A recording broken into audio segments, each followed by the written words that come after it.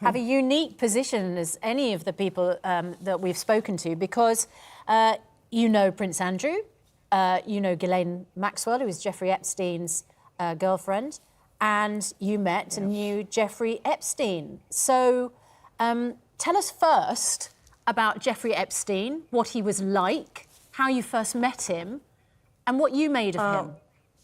Yeah, I met him through Ghislaine Maxwell originally. She was sort of like my first one that I knew, and I met him in London with Ghislaine, and they would host dinner parties and events and things like that. And that's when I got invited to stay at his apartment in New York. Ghislaine organised it. And when you stayed at his apartment, what was the scene like? We now know, since he died, all these revelations have been spewing out that he was running a kind of almost a paedophile factory, ferrying endless underage girls in and out of his properties. Did you see any of that? I didn't really come across like any of the other girls that were staying in the apartments.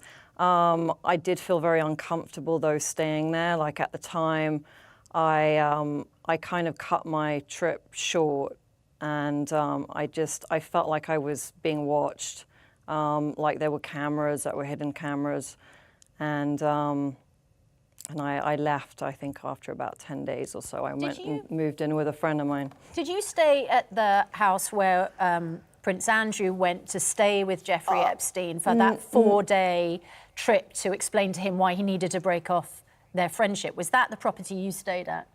No, I stayed at one of the apartments that he had quite close to the house. And did you stay there alone or with other people? Yes, I stayed there alone, yeah.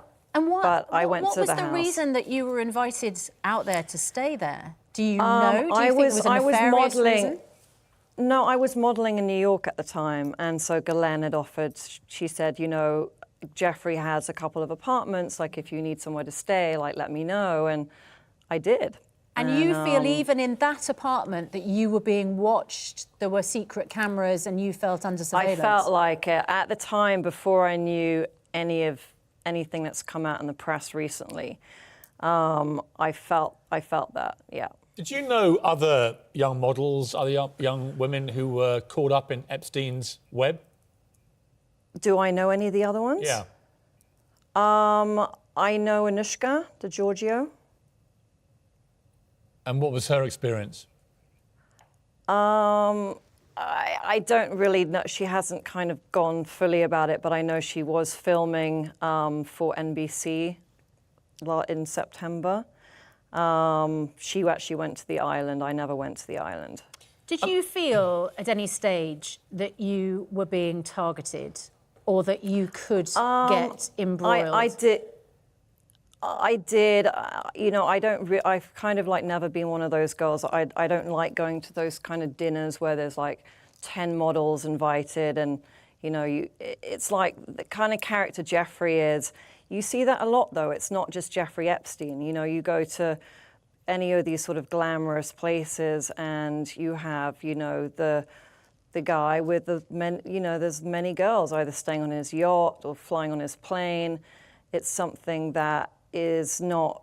It wasn't just Jeffrey Epstein. This happens all the time. What was unique to him, from what we can gather, is a lot of the girls were underage, and therefore this was criminal behaviour. But he was also, as Prince Andrew said in his interview, and we're going to come to your friendship with Prince Andrew in a moment, but you know, Prince Andrew said that one of the beguiling things about Epstein was that he was great for contacts, and, you know, he met lots of interesting people. You had an extraordinary dinner, I think, in London, didn't you, where Donald Trump was there, and Epstein and Prince Andrew. Clinton.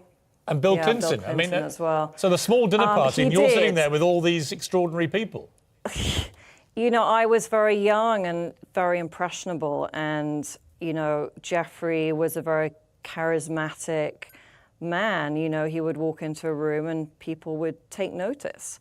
With him and Ghislaine, it was kind of like teamwork. He had the finance, she had the black book, and they were, you know, they were a great pair together, and kind of together they were sort of taking over the world. But that dinner party, they were sort of, that dinner party, so how many people were there? Not many. I would say probably about 14 people, 14 maybe. people. And that includes President Bill Clinton, President now Donald Trump, Jeffrey Epstein and Prince Andrew. I mean, that's an extraordinary dinner party for a young model like you to have attended. What was it like, that dinner? Definitely. It was, I was excited to be there, you know. It was, yeah, I mean, I remember it. There was, yeah, some other businessmen that I know as well, that I've known over the years. But it was a very intimate, you know, very intimate dinner, and it was what were very you relaxed, there actually. for, do you think? What was your purpose of being there as a guest? I guess I was there to look pretty, you know. And I think you've mentioned before, Lady Victoria Hervey, that you think that specifically when you went over to the States, that perhaps your age protected you from I mean, anything I don't. else. I don't think necessarily. I don't think 23 is exactly that old. I think he definitely probably went past 23. I had my boyfriend that I was with just before that was a good friend of Ghislaine's, and I think that probably kind of kept me protected. I don't want to go on about this dinner, sort but it's such an extraordinary collection of very high-powered people. How did they all interact with Epstein? How did Trump, Clinton, and Prince Andrew interact with him? Everyone was very, very pally with him, you know. He was a very well-liked guy. Like, you could see that, you know, the sort of the chemistry between him and all these other powerful people. Like, it was like there was close bonds. You could see that. You dated Prince Andrew briefly. Tell us about that. It was not really. I mean, we had a couple of dinners together. When you watched the Prince Andrew interview, what did you make of it?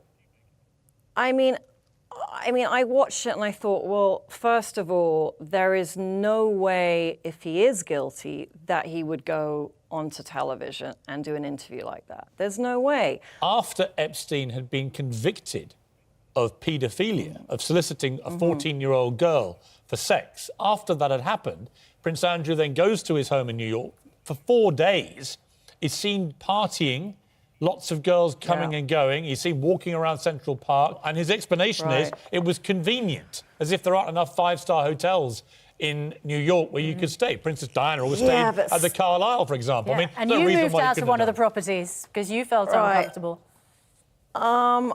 I know. I don't know. I think that was obviously like a huge mistake on his part. But to be honest, like when it came out in the press like 10 years ago, I don't even really remember it coming out in the press. It was a very small story. It was not on the front cover of newspapers. It was in like page 6. You know what I mean? It wasn't like a huge deal. It's only like this time around, obviously, it's like turned into like this massive story. But the big question, Lady Victoria, now is where is Ghislaine Maxwell? You knew her well. When did you last have any contact with her? I haven't seen her since September last year.